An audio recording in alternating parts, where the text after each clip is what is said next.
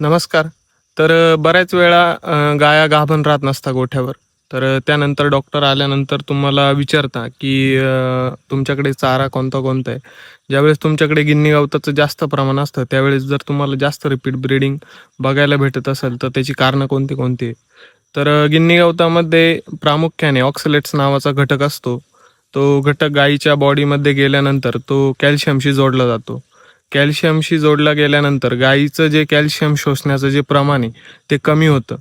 ते कॅल्शियम गायीच्या बॉडीमध्ये शोषलं जात नाही.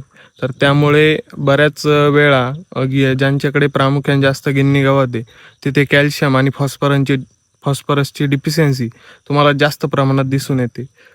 ते गिन्नी गवतामध्ये ऑक्सलेट्स नावाचा घटक असल्यामुळे होत असतं.